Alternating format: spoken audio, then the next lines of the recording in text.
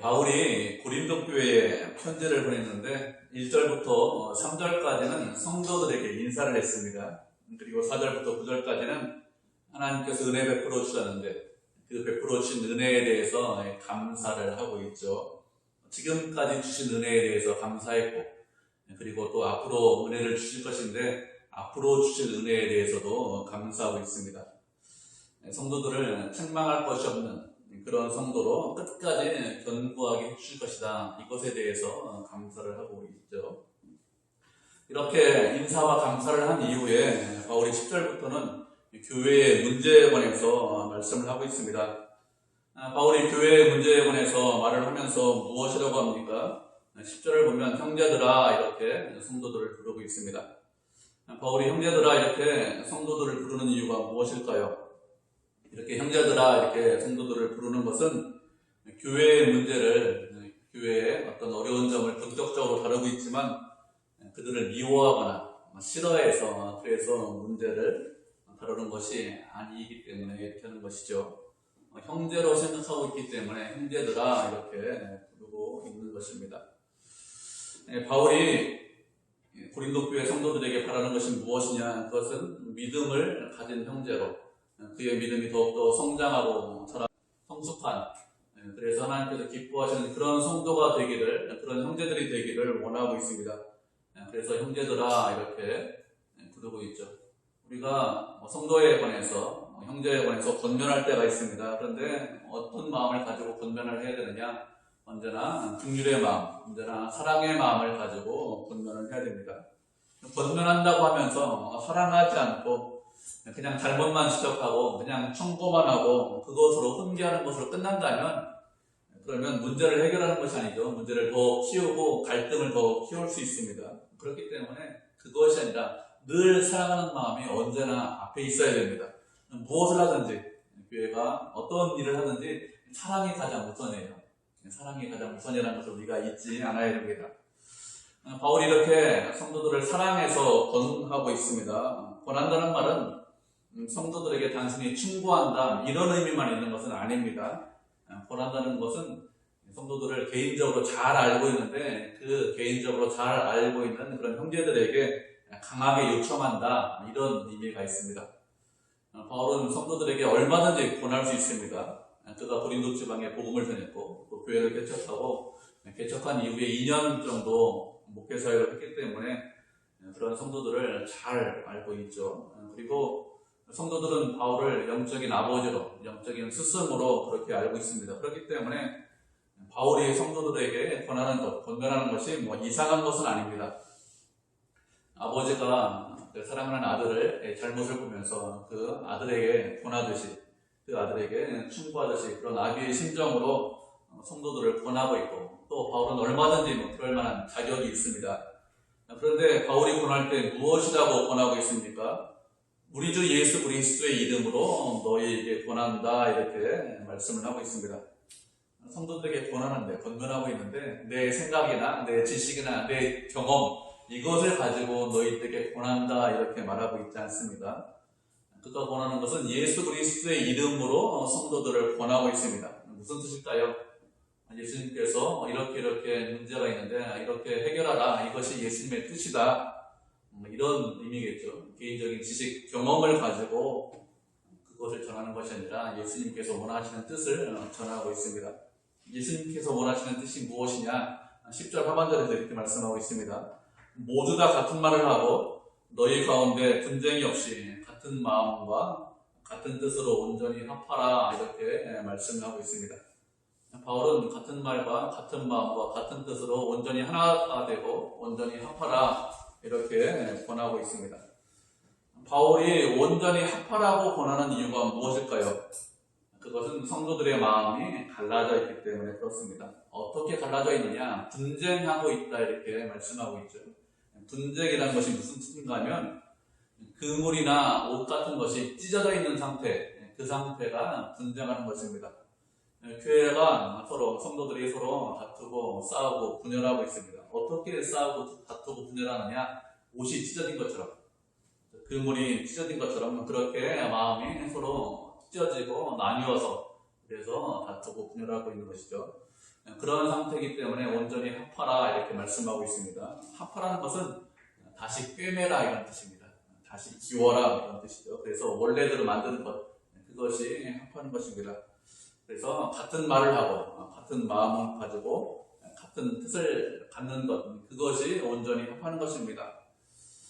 바울이 같은 말을 하라고 했습니다. 그렇다고 성도들이 모두 다 동일한 말을 하고 모두 다 동일한 생각을 가져야 한다, 이런 의미로 말하는 것은 아닙니다.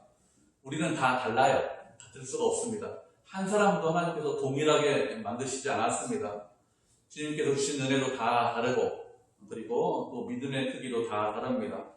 어떤 사람은 믿음이 크고 좋은 사람이 있습니다. 그리고 어떤 사람은 믿음이 좀 연약하고 좀 부족한 사람이 있습니다. 그렇기 때문에 같은 일을 경험해도 그래도 똑같은 말을 하지 못하죠. 똑같은 생각을 할 수가 없습니다. 바울이 같은 말을 하고 같은 생각을 하고 같은 뜻을 가지고 서로 하나가 되고 합하라 이렇게 말씀하고 있는데, 이것은 교회가 획일적인 말을 하고 획일적인 생각을 해야 된다, 이런 의미로, 그런 의미로 말을 하는 것은 아닙니다. 얼마든지 다양한 말을 하고 다양한 생각을 가질 수 있습니다. 그렇게 말이 많고 생각이 많아도 나쁘냐? 그렇지 않습니다. 그것을 통해서 얼마든지 하나님의 영광을 드러낼 수 있습니다. 하나님께서 주신 것들이 많아요. 하나님께서 주신 것들이 다양합니다. 그렇기 때문에 말이 많고 생각이 많은 게 나쁜 것이 아닙니다. 그렇지만 우리가 언제나 생각할 것이 무엇이냐? 우리는 주 안에서 하나이고 주 안에서 한 형제이고 한 권속이고 한 몸이라는 것이죠. 그리고 한 건물로 지어져 가고 있는 그런 성도들이고 그런 교회라는 것입니다. 다양하지만 주 안에서 하나입니다. 예를 들면 이런 것하고 비슷한 것 같아요. 합창하는 것하고 비슷한 것 같습니다.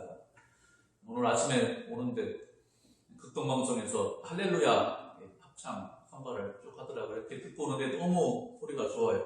사람들이 성량도 다르고, 그리고 여러 사람이 부르는데 파트도 다르고 음색도 다르고 이렇게 음을 낼 수 있는 영역도 다 다르지 않습니까? 근데 많은 사람들이 함께 합창을 부르면 혼자서 노래를 부르는 것보다 훨씬 더 아름답게 멋있게 부를 수 있습니다. 한 파트가 부르는 것보다 훨씬 더 좋죠. 그렇기 때문에 여러 사람이 다양한 소리를 가지고 다양한 목소리를 내지만, 그렇지만 우리가 그리스도 안에서 하나라는 것을 잊지 않아야 됩니다. 교회는 다양한 사람들이 있습니다. 그렇지만 늘 하나입니다. 여럿이 아닙니다. 하나라는 것을 우리가 잊지 않고 꼭 기억하고 계셔야 됩니다. 이렇게 교회가 서로 다투고 싸우고, 그리고 교회가 분열하고 있는데 왜 다투고 분열하고 싸울까요? 우리가 본문 말씀을 같이 읽어보도록 하겠습니다. 본문 11절, 12절 말씀 다시 한번 읽어보도록 하겠습니다. 고린도전서 1장 11절, 12절 말씀 우리가 한 목소리로 같이 읽겠습니다. 시작. 내 형제들아, 글로의 시편으로 너희에게 대한 말이 내게 들리니 곧 너희 가운데 분쟁이 있다는 것이라. 내가 이것을 말하거니와 너희가 각각 이르되 나는 바울에게, 나는 아볼로에게, 나는 게바에게, 나는 그리스에게 속한 자라 한다는 것이니. 아멘. 고린도 교회에 분쟁이 있다는 소식이 바울에게 들렸습니다. 싸우고 분열한다, 다툰다라는 그런 소식이 들렸죠.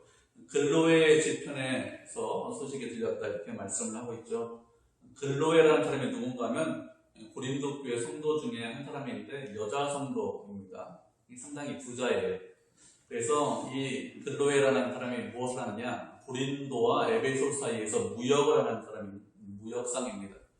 그런 글로에 지편에 고린도 교회의 소식이 들렸습니다. 에베소에 지금 가고 있는데 에베소까지 들린 거죠.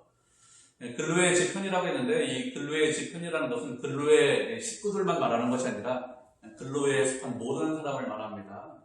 무역상이기 때문에 같이 무역하는 사람들, 그리고 그 집에 같이 살고 있는 노예들이 같이 있겠죠. 그런 모든 사람들이 글로의 집에 있는 사람들입니다. 글로의 집 사람들이 고린도와 에베소 사이에서 무역을 하기 때문에 그 중에 일부는 고린도 교회에 출석하고 그 중에 일부는 에베소 교회에 출석하겠죠. 지금 에베소 교회에 바울이 목회를 하고 있는데, 그래서 왔다 갔다 무역하면서 고린도 교회가 어떤지 자연스럽게 에베소에 있는 바울에게 소식이 들렸을 것입니다. 그들이 싸우고 다투고 있는데 구체적인 내용이 무엇이냐, 12절을 보면 이렇게 말씀하고 있어요. 나 바울한테 속했어. 나는 게바한테, 나는 아볼로에게, 나는 그리스에게 속했다, 이렇게 서로 속한 것에 대해서 파벌을 가지고 싸우고 나누고 그렇게 다투고 있다 이렇게 말씀하고 있습니다. 어떤 사람은 바울 파고, 어떤 사람은 아볼로 파고, 어떤 사람은 게바 파고, 어떤 사람은 그리스도 파다 이렇게 성도들이 싸우고 이렇게 분열하고 있는데, 그렇다고 뭐 바울이나 아볼로가 파벌을 만들어라 이렇게 한 건 아니겠죠. 그런 사람들은 파벌이 있으면 그렇게 파벌이 있는 것이 아니라 온전히 합하라, 파벌이 있으면 안 된다 이렇게 말할 사람들이지, 그 사람들이 파벌로 나뉘어서 싸워라 이렇게 말하는 사람들은 아닙니다. 그런데 성도들은 파벌로 나뉘어서 싸우고 있습니다. 바울이 누구죠? 바울은 고린도 교회를 개척한 사람입니다. 개척해서 2년 동안 고린도 지방에서 목회를 했습니다. 교회를 개척하는 것도 힘들고 또 목회하는 것도 힘들었죠. 사도행전에 보면 고생을 아주 많이 했습니다. 그렇게 개척한 사람이 바울이고, 그리고 아볼로는 누군가면 바울이 개척한 교회를 바울 다음에 목회한 목회자가 아볼로입니다. 2대 목회자죠. 사도행전 18장에 보면 아볼로에 관해서 말씀을 하고 있습니다. 아볼로는 어떤 사람이냐? 알렉산드리아 출신이에요. 알렉산드리아는 어떤 도시인가 하면은 그 당시 아주 학문적으로 유명한 도시입니다. 로마 다음으로 영향력이 있는 그런 도시고, 그 당시에도 1세기 당시에도 도서관이 아주 유명한 도서관이 있었습니다. 이곳 출신이기 때문에 많이 배웠고, 그리고 말도 잘하는 사람이 아볼로입니다. 이 아볼로가 예수님에 대한 소식을 듣고 아주 담대하게 복음을 전했습니다. 그런데 아볼로가 가지고 있는 지식은 이게 예수님에 관한 지식을 가지고 있는데 완전한 지식을 가지고 있지 않았어요. 사도행전 말씀에 보면 아볼로는 세례 요한의 세례까지만 알고 있었다고 했습니다. 그 이유는 알지 못하는 거예요. 세례 요한의 세례까지만 알고 그 이유는 알지 못했습니다. 이런 상태인데도 예수님에 관해서 전했습니다. 이런 아볼로를 브리스길라와 아굴라 부부가 에베소에서 만납니다.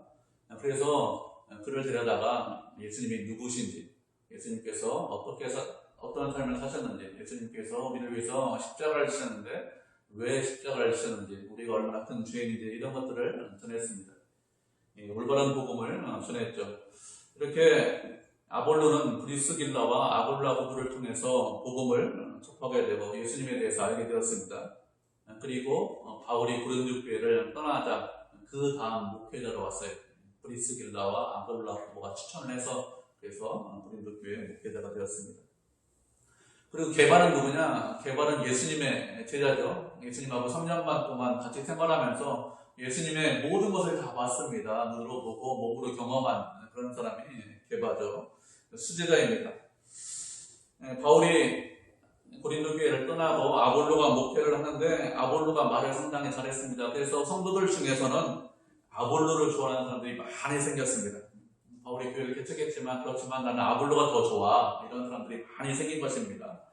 이렇게 성도들 중에서 많은 사람들이 아볼로를 좋아하자 그 중에 성도 중에 일부가 나는 아볼로를 좋아하는 것이 아니라 교회를 개척한 바울이 훨씬 더 좋다, 이렇게 생각을 하고 있었습니다. 아볼로가 말도 잘하고 또 설교도 잘하지만 그렇지만 그가 바울보다 더 능력이 있거나 그가 바울보다 훨씬 더 성령 충만한 사람이 아니기 때문에, 그리고 교회를 개척한 바울의 권위가 무너지면 안 된다 이렇게 생각해서 바울을 따르겠다, 이런 사람들이 교회에 생겼습니다. 그리고 어떤 사람들이 있는가 하면 나는 바울도 싫고 아볼로도 싫다. 바울은 교회를 핍박한 사람이고 또 아볼로는 브리스길라와 아굴라한테 배웠고 또 바울 다음으로 목회자로 맞지만 그렇지만 바울보다 더 훌륭한 것은 아닌 것 같다. 그래서 나는 그런 사람도 싫고 예수님의 수제자인 베드로가 좋다. 예수님한테 직접 배웠다. 그리고 그렇게 배운 사람이 베드로 말고 누가 있느냐. 그리고 베드로만한 사람 말고 누가 있겠느냐. 그래서 나는 개박하다. 나는 베드로가 가장 좋다. 이렇게 생각했습니다. 이렇게 새 파벌이 생기자 교회 내에 또 다른 사람들이 생겼습니다. 나는 사람을 따르는 거 싫어. 사람이 뛰어나봤자 거기서 거기 아니냐. 그래서 나는 예수님을 따르겠다. 난 예수님 파벌이야. 예수님을 따르는데 파벌이 생겼습니다. 그럴 수가 없죠. 근데 하여튼 예수님 파벌이 생겼습니다. 그래서 교회에 주요한 내 파벌이 생겼습니다. 그러면 이렇게 성도들이 파벌을 만들고 그리고 파벌을 따르는 그런 이유가 무엇일까요? 이렇게 파벌을 만들어서 서로 싸우는 이유가 무엇인가 하면 자기 자신을 드러내고 자기 자신을 높이고 자기 자신의 영광을 위해서 이렇게 하는 것입니다. 그 당시 관습이 무엇이냐? 유명한 사람들의 추천이나 유명한 사람들의 후원을 받아야 그래야 자기도 유명해질 수 있고 그리고 그 사람도 높이 올라갈 수 있다. 이것이 그 당시의 문화고 그 당시의 생각입니다. 그래서 유명한 사람들의 추천이나 후원을 받기를 원했습니다. 우리는 잘 이해 못해요. 우리는 추천 문화가 아니죠. 우리가 뭐 유명한 사람들로부터 추천받아서 후원받아서 어디에 들어갔다 이러면 뭐라고 합니까? 그 사람 낙하산이다 이렇게 합니다. 불공정하다 이렇게 우리는 그런 문화가 훨씬 더 강해요. 그래서 인정하지 않습니다. 뭐 실력이 있든 없든. 근데 서양 같은 경우는 그렇지 않죠. 아직도 추천 문화입니다. 추천 문화이기 때문에 누가 추천했느냐 이걸 상당히 중요하게 생각해요. 추천이 없으면 일자리도 못 구합니다. 추천이 없으면 대학도 못 가요. 그렇기 때문에 추천을 상당히 중요하게 아직까지도 생각을 하고 있습니다. 성도들이 바울파다, 아볼로파다, 뭐 누구파다 이렇게 하는 이유가 무엇인가 하면 그것은 파벌을 만들어서 자기의 영광을 위해서 자기가 높이 올라가고 자기가 후원받기 위해서 자신의 이익을 위해서 이렇게 파벌을 만드는 것입니다. 처음부터 파벌이 생긴 것은 아닙니다. 처음에는 뭐 느슨하게 나는 바울이 좋아, 나는 아볼로가 좋아 이렇게 했는데 시간이 점점 지나면서 어떻게 됩니까? 상대방들을 인정하지 않는 거죠. 그래서 자기는 자기 파벌, 자기한테 속하면 그러면 인정하고 다른 사람한테 속하면 시기하고 질투하고 미워하고 험담입니다. 내 파벌이면 누구든지 무슨 일을 했든지 그래 오라 막 좋은 거야 이렇게 인정하고 그렇지 않으면 누구든지 아무리 훌륭한 일을 했어도 별거 아니야 인정하지 않았습니다. 이렇게 되면 어떻게 될까요? 교회에서 서로 마음이 상하고 싸우고 다툴 수밖에 없습니다. 교회에서 이렇게 자기 자신을 높이면 어떻게 됩니까? 자기 자신을 높이면 분열하고 그리고 나누어질 수밖에 없습니다. 교회가 분쟁하고 싸우고 다투는 이유가 무엇이냐? 그것은 내가 너보다 뛰어나다, 내가 너보다 잘났다 이런 마음이 있기 때문에 싸우는 것입니다. 내가 너보다 뛰어나기 때문에, 내가 너보다 잘났기 때문에 나는 내 말 듣기 싫고 나는 내 말대로 하지 않을 거야. 그게 아니라 누구 말대로 해야 됩니까? 내 말대로, 내 말이 아니라 내 말대로 해야 돼. 내 뜻대로 해야 돼. 이런 마음이 있기 때문에 싸우고 분쟁하는 것입니다. 고린도 교회가 다투고 분쟁하기 때문에 참 이상한 교회다, 파벌 있는 교회, 그 교회들 사람들이 악하다 이렇게 생각하지 않으셔야 됩니다. 우리도 얼마든지 이렇게 될 수 있습니다. 우리도 나 자신을 드러내고 나 자신을 높이기를 원하면 그리고 다른 사람을 무시하고 다른 사람을 인정하지 않으면 그러면 얼마든지 싸우고 분쟁할 수 있습니다. 바울이 이렇게 서로 다투고 싸우고 분쟁하는 그 고린도 교회 성도들에게 무엇이라고 했습니까? 13절을 보면 그리스도가 어찌하여 남이었느냐? 바울이 너희를 위해서 십자가에 못 박혔느냐? 너희가 바울의 이름으로 세례를 받았느냐? 이렇게 세 가지로 성도들을 책망을 하고 있습니다. 교회에 주요한 네 파벌이 있다고 했습니다. 이 네 파벌들이 무엇이라고 했을까요? 이들이 예수님께서는 내 편이다. 이렇게 하는 것이 그리스도의 뜻이고 이렇게 하는 것이 그리스도의 영광이고 그리스도를 높이는 것이다. 이런 식으로 말을 했겠죠. 이 파벌들이 이런 식으로 말했는데 이들의 말이 모두 사실이라면 그러면 어떻게 됩니까? 예수님의 몸이 몇 개로 쪼개져야 됩니까? 4개로 쪼개져야 됩니다. 그래야 이 사람들이 주장하는 모든 말이 다 맞을 거 아니에요. 그러면 예수님의 몸이 여러 개로 나뉘고 쪼개졌습니까? 그렇지 않죠. 예수님의 몸은 하나입니다. 교회 내에서 내가 드러나고 내가 높이 올라가려고 하는 것, 그것은 무슨 뜻입니까? 그건 다른 말로 하면 예수님을 나누고 쪼개는 거예요. 예수님을 실제로 나누고 쪼개기 위해서 이렇게 하는 것은 아닙니다. 이 사람들도 신앙 고백할 때 무엇이라고 신앙 고백할까요? 예수님을 사랑합니다. 예수님과 함께 하겠습니다. 예수님과 동행하겠습니다. 이런 마음을 가지고 있어요. 이런 마음이 없는 것이 아닙니다. 이런 마음이 분명히 있는데 실제로 행동하는 것은 예수님을 사랑하는 것이 아니라 몸을 쪼개고 나누는 그런 행동을 하고 있습니다. 예수님께서 우리를 부르셨습니다. 왜 우리를 부르셨을까요? 우리 자신을 높이고 우리 자신을 자랑하라고 우리를 부르셨습니까? 그렇지 않죠. 우리를 부르신 것은 우리에게 하나님께서 은혜를 값없이 주셨는데 그 값없이 주신 은혜를 감사하고 찬양하고 주께 영광을 돌리게 하기 위해서 그래서 우리를 부르셨습니다. 교회는 예수 그리스도를 드러내고 예수님에게 영광을 돌리고 예수 그리스도만 영광 받으시는 그런 공동체가 교회죠. 예수님만 높이라고 우리를 불러주셨습니다. 우리는 어떤 사람을 따라가거나 아니면 사람의 이름을 높이거나 아니면 자기 자신의 영광을 추구하거나 자기 자신의 이름을 높이는 그런 행동을 해서는 안 되겠죠. 이런 모든 것은 예수님의 몸을 나누는 것입니다. 말로는 예수님을 사랑한다고 하지만 실제 행동은 무엇이죠? 예수님을 사랑하지 않는 것입니다. 예수님의 몸을 쪼개고 나누는 것이죠. 우리는 사람이 아니라 예수님만 높이고 예수님만 드러나게 해야 되겠죠. 그렇게 하는 것이 예수님을 사랑하는 것입니다. 다음으로 말하는 것이 무엇이냐면 바울이 너희를 위해서 십자가에 못 박혔느냐 이렇게 묻고 있습니다. 바울이 우리를 위해서 십자가에서 죽었습니까? 아니면 다른 어떤 사람이 바울이 아닌 다른 사람이 우리를 위해서 십자가에서 죽었나요? 그렇지 않죠. 예수님께서 우리를 위해서 십자가에 달려 돌아가셨습니다. 왜 십자가에 달려 돌아가셨죠? 우리를 사랑해서 우리를 구원하기 위해서 십자가에 달려 돌아가셨습니다. 우리는 어떤 사람들이죠? 예수님을 사랑하는 사람들입니다. 그리고 예수님을 본받고 예수님을 따라가는 사람들이죠. 우리가 말씀을 한 구절 살펴보도록 하겠습니다. 마태복음 20장 25절로 28절까지 말씀입니다. 마태복음 20장 25절에서 28절까지 말씀 한 절씩 교독하도록 하겠습니다. 찾으셨죠? 20장 25절 제가 먼저 읽겠습니다. 예수께서 제자들을 불러다가 이르시되 이방인의 집권자들이 그들을 임의로 축원하고 그 고관들이 그들에게 권세를 부리는 줄 너희가 알거니와 너희 중에는 그렇지 아니하라.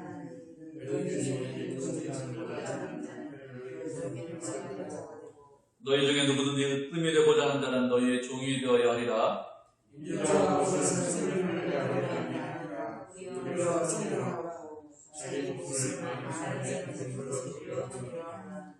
아멘. 이 말씀은 세베대의 두 아들이죠. 야고보와 요한의 어머니가 예수님을 찾아와서 하나님의 나라에서 두 아들을 보좌 좌편에 한 사람은 보좌 우편에 이렇게 앉게 해주십시오 이렇게 요청을 했습니다. 그러자 다른 제자들이 어떻게 하죠? 내가 예수님을 더 사랑하는데 내가 예수님에 대한 열심이 더 있는데 내가 더 많이 고생했는데 어떻게 어머니 동원해서 이럴 수가 있느냐 이런 마음을 가지고 분하게 아주 생각을 하고 있었습니다. 그런 제자들을 불러다가 예수님께서 말씀하신 거예요. 이방인의 집권자들이 그들을 임의로 축원하고 이방인의 권세자들이 그들에게 고관들이 그들에게 권세를 부리는 줄을 너희가 안다고 했습니다. 세상에서 높이 올라가서 그래서 집권자가 되면 그 사람들이 하는 일이 무엇이냐? 권세를 부립니다. 그들은 원하는 대로 사람을 움직일 수 있습니다. 세상에서 말하는 권세자들이죠. 그래서 세상 사람들이 높이 올라가길 원합니다. 높이 올라가면 말로 모든 일을 다 할 수 있습니다.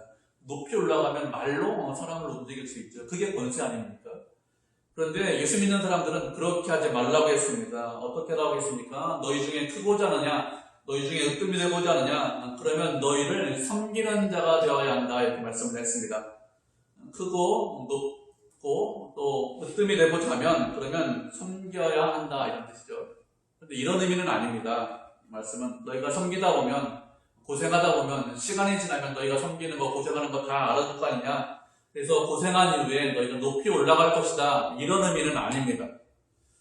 으뜸이 되고 그리고 올라가고 높이 올라가고자 하느냐 그러면 계속해서 섬겨야 되고 계속해서 종이 되어야 된다 이런 뜻입니다. 결국에 높이 올라가는 것이 없습니다. 결국에 인정받는 것이 없어요. 사람들에게 칭찬받는 것이 없습니다. 그래도 종이 되어서 섬겨야 된다 이런 뜻입니다. 그러면서 예수님께서 무엇이라고 말씀하셨습니까? 인자가 온 것은 섬김을 받기 위해서 인자가 온 것이 아니라 섬기기 위해서 인자가 오셨다고 했습니다. 그리고 당신의 목숨을 많은 사람들의 대성물로 주기 위해서 이 땅에 오셨다고 했습니다. 세상에서 왕이 되기 위해서, 세상에서 높이 올라가기 위해서, 세상에서 존경받고 인정받기 위해서 예수님께서 이 땅에 오셨느냐? 그렇지 않습니다. 그것이 아니라 십자가를 지시기 위해서 예수님께서 이 땅에 오셨습니다. 십자가를 지신 예수님은 이 땅에서 존경받지 못했습니다. 세상 사람들이 다 비웃었어요. 그런 비웃음 가운데서 십자가를 지셨습니다. 그렇다고 그 십자가를 지신 것이 당신의 죄 때문에 십자가를 지셨느냐? 그렇지 않죠. 누구의 죄 때문에 십자가를 지셨습니까? 우리들의 죄로 인해서 십자가를 지셨습니다. 우리의 죄를 대속하기 위해서 십자가를 지셨습니다. 그리고 사흘 만에 부활하셨습니다. 부활하신 예수님 어떻게 하셨습니까? 부활하신 이후에 로마에 가서 로마의 황제가 되셨습니까? 로마의 황제가 되지 않으셨어요. 얼마든지 로마 황제 될 수 있죠. 그런 능력과 권세가 있습니다. 그 이상도 되실 수 있습니다. 그런데 그렇게 하지 않으셨어요. 세상에서 높이 올라가고 존경받기 위해서 이 땅에 오신 것이 아닙니다. 우리를 구원하기 위해서 이 땅에 오셨습니다. 그래서 어떻게 하셨습니까? 다시 갈릴리로 가셨어요. 당신을 배반하고 당신을 모른다고 하고 멀리 도망간 그 제자들을 만나기 위해서 다시 갈릴리로 가셨습니다. 우리가 섬기다 보면 높이 올라갈 것이야. 섬기다 보면 사람들이 인정하고 칭찬을 하겠지. 이런 마음이 있을 수 있습니다. 그게 뭐 인지상정이죠. 그런데 그런 의미로 섬겨라. 그런 의미로 종이 되어라 이렇게 말씀을 하신 것이 아닙니다. 세상에서 아무런 보상이 없을 수 있습니다. 세상 사람들의 비웃음거리가 될 수 있습니다. 세상 사람들이 우리를 인정하지 않고 칭찬하지 않을 수 있습니다. 주변 사람들이 모른다고 할 수 있습니다. 그렇지만 우리가 섬기고 우리가 종이 되면 그러면 하나님께서 그 사람을 인정해 주시겠다. 하나님께서 칭찬해 주시겠다. 그런 의미입니다. 예수님은 우리를 섬기기 위해서 십자가를 지셨습니다. 바울이 우리를 위해서 십자가 진 것이 아니죠. 다른 누가 우리를 위해서 십자가 진 것이 아닙니다. 예수님께서 우리를 위해서 십자가를 지셨습니다. 그러면 우리는 어떻게 될까요? 우리도 그 주님, 우리를 사랑하는 그 주님을 본받아서 주님을 사랑하고 그리고 형제를 사랑하고 내 십자가를 지셔야 합니다. 십자가를 지는 것이 칭찬을 받고 인정을 받고 존경을 받는 자리가 아니라고 했습니다. 그렇게 하기 위해서 십자가를 져라 이렇게 말씀드리는 것이 아닙니다. 예수님께서 그렇게 사셨기 때문에 우리도 그렇게 살라는 것이죠. 우리도 십자가를 져야 하겠죠. 그리고 세 번째로 바울이 무엇이라고 했습니까? 자신의 이름으로 세례를 베풀지 않았다고 했습니다. 바울이 이런 말을 한 이유가 무엇인가 하면 누구에게 세례를 받았느냐 이것을 성도들이 중요하게 생각해서 그렇습니다. 나는 바울한테 세례 받았는데 너 누구한테 세례 받았느냐? 뭐 이렇게 했겠죠. 누구한테 세례 받은 것에 대해서 자랑하고 또 그것 때문에 자기가 으쓱하고 또 중요하다 이렇게 생각을 했습니다. 바울은 자신의 이름으로 세례를 베풀지 않았다고 했습니다. 우리가 세례를 다 받았는데 누구의 이름으로 세례 받죠? 성부와 성자와 성령의 이름으로 세례를 받습니다. 어느 목회자가 세례를 주었든지 자신의 이름으로 세례를 주지 않습니다. 성부와 성자와 성령의 이름으로 세례를 줍니다. 나중에 교회의 이제 바퀴 시대가 끝나요. 그리고 누구에게 세례를 받았냐 이렇게 중요한 문제가 교회 이슈가 됩니다. 배교한 목회자한테 세례를 받았냐? 그렇지 않느냐? 배교한 목회자한테 세례 받았는데 그거 무효 아니냐? 다시 세례를 받아야 하는 것이 아니냐? 뭐 이런 것들로 인해서 교회가 서로 싸우고 다투고 분쟁하는 일이 한 4세기경에 일어납니다. 그때 어거스틴이 무엇이라고 했는가 하면 누가 세례를 주었든지 성부와 성자와 성령의 이름으로 세례를 받았다면 그 세례는 다 유효하다고 했습니다. 누가 세례를 주었든지 그 세례 준 사람이 완벽한 사람이 있을까요? 그 세례 준 사람이 죄가 없는 사람이 있습니까? 그런 사람 아무도 없죠. 세례를 줄 때 성부와 성자와 성령의 이름으로 세례를 주고 세례를 그렇게 받고 그리고 그 이후에 그 목표대가 연약해서 배교를 했을지라도 그 세례 받은 사람이 다시 세례를 받을 필요가 없다고 했습니다. 어거스틴의 말이 옳기 때문에 지금도 교회가 그것을 따르고 있고 그렇게 하고 있습니다. 예수님께서 바울을 고린도 교회에 보낸 이유는 세례를 베풀려고 보낸 것이 아니라고 했습니다.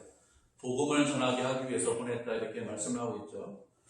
바울은 그 뜻에 따라서 복음 전하는데 열심을 냈습니다. 그리고 세례는 다른 사역자가 세례를 베풀려고 했습니다. 세례라는 것이 무엇이죠? 예수님을 믿는다는 외적인 확실한 증거가 세례죠. 확실한 표시가 세례입니다.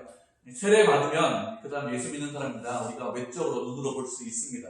그래서 누구든지 복음 전하면 그러면 그 사람에게 복음 전하는 사람에게 세례 받게 하고 싶어 하겠죠. 그렇지 않은 사람이 있겠습니까? 복음 전한 후에 열매를 맺고 싶어 하잖아요. 사람이면 확실하게 열매를 맺기 위해서 그래 세례까지 받으면 좋겠다. 내가 세례를 주면 좋겠다. 분명히 이렇게 생각하고 이런 마음이 바울도 있었을 것입니다. 그런데 바울은 그렇게 하지 않았다고 했어요. 다른 사역자가 세례를 베풀도록 했습니다. 왜 그런가 하면 그렇게 해서 자신의 열매가 확실하면 그 열매를 맺은 사람들에게만 집중할 수 있겠죠. 그 사람만 돌아보고 그 사람들만 중요하게 생각해서 그 사람들에게만 집중할 수 있기 때문에 그렇게 하지 않았다 이렇게 말씀하고 있습니다. 바울이 이렇게 하는 것은 세례가 중요하지 않기 때문에 그런 것이 아니라 고린도 지방에서 복음을 전하는 것이 훨씬 더 중요하기 때문에 그래서 세례를 다른 사역자에게 맡긴 것입니다. 그렇게 바울이 복음 전하는 것을 더 중요하게 생각했는데 복음을 전할 때 어떻게 복음을 전했습니까? 말의 지혜로 복음을 전하지 않았다고 했습니다.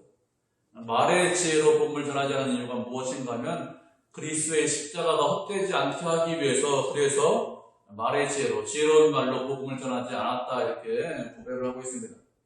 말의 지혜로 하면 세상에서 유행하는 수사학이나 아니면 세상 사람들이 알고 있는 어떤 철학이나 어떤 지식이나 어떤 경험을 가지고 인간적인 것을 가지고 복음을 전하면 그러면 사람들에게 약간의 감동을 줄 수 있습니다. 사람들이 처음에는 흥미롭게 생각을 할 수 있어요. 이게 무슨 소리냐 한번 들어보자 이렇게 생각할 수 있습니다. 그렇지만 그런 것을 가지고 복음을 전하면 무엇을 확실히 못 전합니까? 예수 그리스도를 분명하고 확실하게 전할 수 없기 때문에 그리스도의 십자가를 바르게 전달할 수 없기 때문에 그래서 말의 지혜로 복음을 전하지 않았다 이렇게 고백을 하고 있습니다. 바울은 성도들에게 복음을 전하고 그리고 성도들을 그리스도 앞으로 인도하고 그리고 그리스도 안에서 자라고 성장하게 하는 것 그것이 바울의 목표입니다. 그래서 그것 때문에 성도들을 사랑하고 그리고 그리스도 안으로 그리스도 앞으로 인도하는 것이 목표이기 때문에 세상적인 지혜를 동원해서 인간적인 지혜를 통해서 인간적인 방법으로 복음을 전하지 않았습니다. 바울의 목표는 어떻게 해서든지 그리스도를 알게 하고 그리스도만 드러나게 하고 그리스도만 영광받게 하는 것입니다. 그래서 복음 전하는 것에 집중했고 그래서 세례도 자신이 줄 수 있는데 자신이 주지 않고 다른 사역자가 줄 수 있도록 했습니다. 우리도 어떻게 됩니까? 우리도 바울처럼 그리스도가 드러나는 것이 목표가 되어야 되겠죠. 세상은 자신을 드러냅니다. 자신을 나타냅니다. 자신을 높이고 자신을 자랑합니다. 그런데 우리는 그런 사람들이 아닙니다. 오직 예수님만 높이고 예수님만 드러나고 예수님에게만 영광을 돌리는 그런 교회, 그런 성도가 되어야 되겠죠.